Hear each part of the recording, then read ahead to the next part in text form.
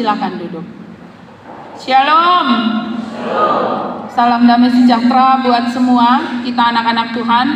Kita memasuki hari Minggu yang ketiga di bulan Juli, bulan yang ditetapkan sebagai bulan pendidikan, di mana Gemit memberi fokus pada kehidupan dunia pendidikan yang ada di wilayah pelayanan gereja-gereja Gemit.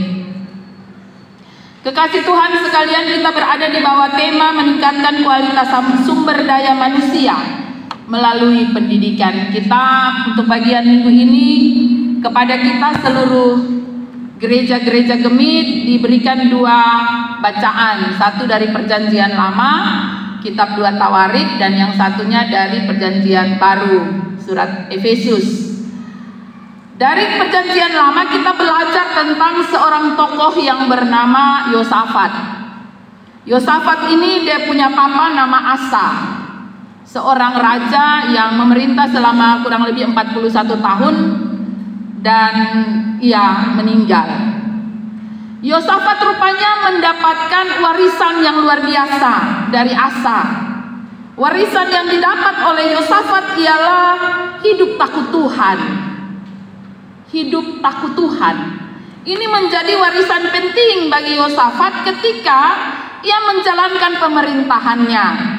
Meskipun menjelang akhir pemerintahan Asa ayahnya di mulai tahun 36 sampai mengakhirinya di tahun 41 masa pemerintahannya, ia mulai berpaling dari Tuhan. Ya, dia mulai mengandalkan kekuatannya sendiri sehingga akhir hidupnya menyedihkan, ya. Ia sakit parah sampai meninggal. Kemudian Yosafat menggantinya di usia 35 tahun. Waktu Yosafat mengganti ayahnya, ia ada di usia 35. Tetapi warisan yang baik ini menjadi bekal yang luar biasa ketika Yosafat menjalankan pemerintahannya. Kita baca bacaan ini bagaimana Yosafat melakukan pembaharuan yang luar biasa. Walaupun nanti ada titik kelemahan dari Yosafat, nanti kita belajar tentang Yosafat ini. Yosafat menjalani hidup yang dikatakan dalam bacaan ini, yaitu bahwa ia menjadi seorang pemimpin yang hidup menurut jejak dari leluhurnya, yaitu Daud. Ia mencari Allah dan ia tidak berbuat seperti kebanyakan orang Israel. Ia melakukan apa yang Tuhan mau, dan ia mendengar apa yang disampaikan oleh para nabi-nabi Tuhan. Ini menguntungkannya, ini menolong dia ketika ia harus menjalani kehidupannya sebagai seorang pemimpin. Dan yang luar biasa yang juga dilakukan oleh Yosafat, kita dapat membacanya di ayatnya yang ke 9, 10, 11. Kita dapatkan di situ bahwa Yosafat tidak saja memberi perhatian pada kehidupan pemerintahannya, tapi ternyata ia juga memberi perhatian pada kehidupan umatnya. Di ayat-ayat yang mulai dari ayat yang ke-7 sampai ayat yang ke-10, Yosafat mengutus beberapa orang, termasuk ke kaum Lewi. Kaum Lewi ini ialah orang-orang yang memang bertugas dalam rumah Tuhan, ya. Jadi kaum Lewi yang di sini ini seperti para penatua, diaken, pengajar, pendeta, ya. Yosafat mengambil mereka dan memerintahkan kepada mereka untuk memberikan pengajaran tentang Taurat Tuhan dari satu kota ke kota yang lain. Dia mengharapkan agar semua umat Israel, umat Yehuda yang ada di bawah pemerintahannya harus mengenal Tuhan dengan baik. Jadi tidak sekedar mendengar tentang pembacaan-pembacaan firman Taurat, tetapi harus mendapatkan pengajaran yang baik. Kita bisa membaca itu di ayat yang ke-7. Pada tahun ketiga pemerintahannya, ia mengutus beberapa pembesar untuk mengajar di kota-kota Yehuda. Bahkan bersama dengan mereka ada orang-orang Lewi, ada imam-imam. Mereka memberikan pelajaran dengan membawa kitab Taurat dan mengelilingi semua kota di Yehuda sambil mengajar rakyat. Papa Mama, ini sesuatu yang tidak dilakukan oleh raja-raja lain. Bahkan seorang Salomo yang hebat pun tidak melakukan hal ini. Kita menemukan ini pada model pemerintahan Yosafat. Ternyata dia punya keprihatinan karena ia melihat kondisi umat Yehuda pada masa itu, bahwa sebagai seorang pemimpin ia orang yang taat dan takut Tuhan, tetapi rakyatnya ada masih banyak yang tidak takut Tuhan. Masih banyak anak-anak Tuhan di Israel, di Yehuda, yang masih melakukan penyembahan berhala. Ini dilihat oleh Yosafat sebagai sebuah keprihatinan. Ada yang harus dibereskan, ada yang harus dirubah, ada yang harus dibuat dengan baik. Dan ia memberi perhatian penting pada bagian ini. Karena itu ia memerintahkan ketika ia ada di masa pemerintahannya yang di tahun ketiga pemerintahannya. Ia langsung melakukan sebuah perubahan model kehidupan yang baik. Ya. Papa Mama, pada masa zaman raja-raja itu bentuk-bentuk pengajaran yang baik itu hanya didapat di wilayah istana. Hanya para bangsawan, orang-orang yang hebat, orang-orang kaya, yang anak-anaknya dilatih, dididik dengan baik. Tetapi Yosafat punya pemikiran yang berbeda. Dia mau melakukan sebuah perubahan karakter, perubahan moral, mulai dari rakyatnya yang terkecil sampai pada pemerintahannya. Dan apa yang terjadi Papa Mama, selama masa pemerintahannya kurang lebih 25 tahun Yosafat memerintah atas Yehuda, ia diberkati oleh Tuhan dengan luar biasa. Ada ketakutan dan kengerian dari orang-orang yang ingin melakukan peperangan kepada umat Tuhan di Yehuda. Di sini di ayat yang ke-10 ada ketakutan yang Tuhan buat menimpa kerajaan-kerajaan di sekeliling Yehuda. Kemudian mereka tidak berani berperang melawan Yosafat. Itu berkat, ya, berkat bagi negeri itu ketika pemimpinnya punya perhatian yang luar biasa pada kehidupan beriman dari umatnya, dari rakyatnya. Sehingga ada pertobatan nasional, ada kehidupan yang lebih baik, ada kehidupan yang diperbaharui, dan itu bersifat universal, luas sekali.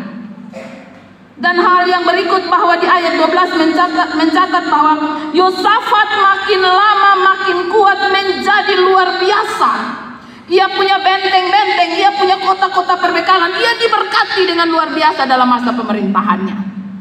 Papa Mama, ini menjadi sebuah contoh tentang sebuah kehidupan yang takut Tuhan. Berbeda dengan ayahnya, walaupun ayahnya mewariskan sebuah kehidupan beriman yang luar biasa, tetapi di masa akhir pemerintahan ayahnya ia tergoda untuk lebih mempercayai kekuatan dirinya dan kekuatan raja-raja lain. Ia bahkan tidak mau mendengar peringatan Nabi Tuhan, ya, dan akhirnya ia hidup dan di akhir hidupnya ia sangat menderita karena sakit yang berat. Dua contoh ini menjadi contoh yang diangkat oleh surat Efesus, catatan yang ditulis oleh Rasul Paulus kepada jemaat di Efesus yang kita baca tadi di bawah perikop manusia baru. Saudara-saudaraku yang kekasih, di bawah perikop manusia baru, Paulus memberikan dua perbedaan besar di antara dua contoh kehidupan. Jadi Asa sebagai ayah dari Yosafat mengakhiri hidupnya, negerinya hampir hancur karena pemimpinnya menjadi orang yang tidak takut Tuhan lagi. Tetapi ketika Yosafat mengganti Asa ayahnya, dia memperbaiki kehidupan moral dari bangsanya, dari para pejabat-pejabatnya, seluruh rakyatnya. Ia memberi perhatian yang baik bagi pertumbuhan iman dan perubahan karakter dari kehidupan umat Tuhan di Yehuda. Maka negeri itu diberkati sepanjang masa pemerintahan Yosafat. Dari contoh ini, dua contoh kehidupan diangkat oleh Rasul Paulus bagi kita dalam bacaan tentang manusia baru. Saudara-saudaraku yang kekasih, ketika berbicara tentang manusia baru, Paulus memulainya dengan mengatakan, jangan lagi kamu hidup seperti orang-orang yang tidak mengenal Allah. Ada dua contoh kehidupan. Kehidupan yang pertama ialah kehidupan orang-orang yang tidak mengenal Allah. Kehidupan orang-orang yang pikirannya hanya berisi hal-hal yang sia-sia. Dalam depo otak tuh hanya pikir bagaimana bikin susah orang. Dalam depo otak tuh hanya berpikir bagaimana menghabiskan waktu hidupnya dengan senang-senang. Ya, itu contoh kehidupan manusia lama yang dituliskan oleh Rasul Paulus. Di sini dikatakan bahwa jangan kamu hidup sama seperti orang-orang yang tidak mengenal Allah, yang pikirannya hanya diisi dengan kesia-siaan, hal-hal yang tidak berguna, banyak waktu yang terbuang percuma untuk hal-hal yang tidak berguna dan tidak berfaedah bagi kehidupannya. Di sini juga dia katakan bahwa orang yang disebut manusia lama ialah orang yang hidup dalam kebodohan dan kedegilan. Kedegilan ini artinya orang yang pikirannya degil, orang yang pikirannya sempit. Ya, ada istilah bilang orang yang sumbu pendek. Dikit-dikit baper, dikit-dikit emosi. Nah, ini orang-orang yang sumbu pendek, gampang emosi, gampang marah. Orang yang demikian adalah orang yang hidup dalam kebodohan dan kedegilan hatinya. Kedegilan ini hati yang kerdil, yang tidak memiliki hati yang luas, lapang. Orang yang tidak bijaksana. Saudara-saudaraku yang kekasih, di sini juga dia katakan bahwa orang yang demikian perasaan mereka tumpul. Orang biasa bilang kabal. Ya, ketong orang Kupang bilang perasaan tumpul. Kemudian orang yang diberi demikian adalah orang yang menyerahkan hidupnya kepada segala bentuk kecemaran, segala bentuk keserakahan, segala bentuk hawa nafsu. Inilah yang disebut dengan orang-orang lama. Ya. Ketika kita mendapatkan contoh kehidupan yang baik dari model yang ditampilkan dalam perjanjian lama, dalam kitab 2 Tawarik tentang seorang Yosafat yang luar biasa dan bagaimana ia hidup dan kehidupannya itu, karena ia takut Tuhan dan senantiasa menjalani kehidupan sesuai dengan perintah Tuhan, maka kehidupannya diberkati, kerajaannya diberkati, rakyatnya mendapatkan damai sejahtera.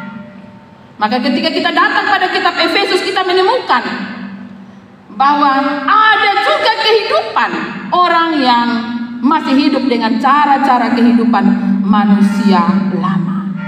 Mereka tidak mau belajar, mereka tidak mau mengenal Kristus, mengenal asal-asalan, ya, tidak mau hidup dalam kebenaran. Hal yang demikian adalah contoh kehidupan manusia yang lama. Karena itu Rasul Paulus menasihatkan jemaat Tuhan di Efesus bahwa tanggalkanlah manusia lamamu, kenakanlah manusia baru, manusia yang lama yang akan hidup menuju jalannya dan tujuannya adalah kebinasaan. Kehidupannya dikuasai oleh hawa nafsu, kehidupannya diisi dengan segala bentuk kecemaran. Karena itu dia bilang, tanggalkanlah. Saudara-saudaraku, dikatakan di ayat 22, kehidupan kamu yang dahulu harus menanggalkan manusia lama, karena manusia lama perjalanannya menuju kebinasaan dan ke tempat yang menyesatkan. Saudara-saudaraku yang kekasih, dan di ayat 24 dia bilang, kenakanlah manusia baru. Kenakanlah manusia baru. Contohnya ialah Yosafat. Itu adalah model, contoh yang bisa kita pakai dalam kehidupan beriman kita hari lepas hari. Dia awali dengan mengatakan, buanglah dusta, buanglah dusta. Ganti membuang dusta dengan memperkatakan hal-hal yang benar. Buanglah dusta, berkatalah benar seorang kepada yang lain. Jika kamu memang harus marah, selesaikanlah amarahmu sebelum matahari terbenam, sehingga jangan memberi kesempatan kepada iblis. Papa mama kekasih Tuhan sekalian, inilah kehidupan manusia baru, kehidupan yang berkenan di hadapan Allah. Bacaan kita memang terhenti di ayat 24, tapi dalam persiapan ini saya membaca sampai selesai perikop ini dan saya menemukan ada contoh-contoh yang baik yang ditampilkan oleh Paulus. Bagaimana orang Efesus harus hidup sebagai orang percaya. Dia bilang kalau orang yang suka mencuri, jangan curi lagi, tapi bekerja lebih keras, melakukan pekerjaan yang baik dengan tanganmu sendiri, dan engkau akan diberkati, bahkan engkau akan menolong orang yang berkekurangan. Itu kita baca di ayat 28.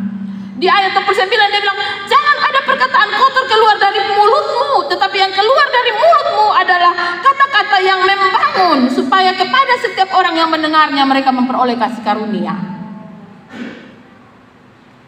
Di ayat 30 dia bilang, janganlah kamu mendukakan Roh Kudus. Hidup seperti orang munafik. Ya, mendukakan Roh Kudus itu kita hidup seperti orang munafik. Kita seolah-olah memakai baju putih, tetapi dalam kehidupan kita kotor sekali. Ya. Kita mendukakan Roh Kudus. Kita berpura-pura hidup seperti orang yang takut Tuhan, tetapi sesungguhnya kita sedang menyembunyikan segala yang menyakiti hati Tuhan. Dan di ayat 31 dia bilang, segala kepahitan, segala kegeraman, segala kemarahan, pertikaian, fitnah, buanglah di antara kamu, karena itu adalah segala bentuk dari kejahatan. Saudara-saudaraku yang kekasih, dan dia menutup bagian bacaan ini dengan mengatakan, hendaklah kamu ramah seseorang terhadap yang lain, penuh kasih mesra, saling mengampuni, karena itulah contoh yang Allah di dalam Yesus lakukan, dan Ia telah mengampuni kamu. Saudara-saudaraku yang kekasih, role model yang ditampilkan oleh Yosafat menjadi contoh yang baik bagi saya dan saudara. Bagaimana kita menjalani hari hidup kita sebagai manusia baru. Saya dan saudara bukan anak-anak yang belum paham dan belum mengerti. Saya dan saudara-saudara adalah anak-anak Tuhan yang hidup sebagai anak-anak terang. Karena itu tetaplah hidup dalam kehidupan yang penuh dengan tantangan ini. Yosafat bukan tidak punya tantangan. Papa mama berapa kali dia ditawar oleh raja-raja Aram untuk bersekutu bersama mereka dan berperang melawan bangsa lain, tapi Yosafat bilang no. Ya, tidak, maaf, saya mengikuti jalan Tuhan. Dia seorang yang punya prinsip dalam hidupnya. Demikian juga dengan kehidupan kita. Ketika kita menjalani hari hidup kita dengan takut akan Tuhan, tentu kita banyak menghadapi tantangan, godaan, rayuan untuk menjauh dari Tuhan, melepaskan genggaman Tuhan dan jauh dari nasihat dan perintah Tuhan. Tapi jadilah seperti orang yang punya prinsip. Ketika kita yakin dan teguh akan iman percaya kita bahwa Allah telah menyelamatkan kita, Allah telah mengampuni kita, Allah telah mengasihi kita, itu menjadi warisan yang baik. Papa mama, kita semua punya hari hidup yang singkat. Kita akan pergi, tapi apa yang kita wariskan kepada anak-anak kita, kepada generasi kita? Ya. Apa yang kita wariskan? Kalau Asa mewariskan hidup takut Tuhan kepada Yosafat, maka apa yang kita wariskan untuk anak-anak kita? Seandainya 1 jam di depan saya pergi, kita pergi, apa yang sudah kita tinggalkan? Model kehidupan seperti apa yang sudah kita contohkan pada anak-anak kita, sehingga mereka bisa hidup dengan takut Tuhan. Karena terkadang orang bilang like father, like son. Bagaimana contoh yang ditampilkan oleh seorang ayah, seorang orang tua kepada anaknya, menjadi contoh yang baik. Mereka belajar banyak di luar, tapi mereka melihat dan belajar lebih banyak dari dalam rumah. Karena itu kalau firman Tuhan disoroti pada bagaimana meningkatkan kualitas sumber daya manusia melalui pendidikan, Yosafat telah melakukannya ketika ia melakukan pengajaran dari satu kota ke kota yang lain kepada semua rakyat. Ia meningkatkan kualitas hidup umat Tuhan. Maka kita bisa mulai dari dalam rumah kita. Kita bisa mulai bagaimana kita harus hidup sebagai orang percaya. Karena dengan memberi contoh yang baik, kita sedang meningkatkan sumber daya mereka ketika mereka berdiri sendiri menjadi orang-orang dewasa yang takut Tuhan dan diberkati oleh Tuhan di sepanjang hidup mereka. Jadilah keluarga-keluarga yang mampu memberikan warisan-warisan iman yang luar biasa bagi generasi dan kehidupan anak-anak kita di masa yang akan datang. Tuhan Yesus memberkati firman-Nya, menolong saya, menolong kita semua. Amin.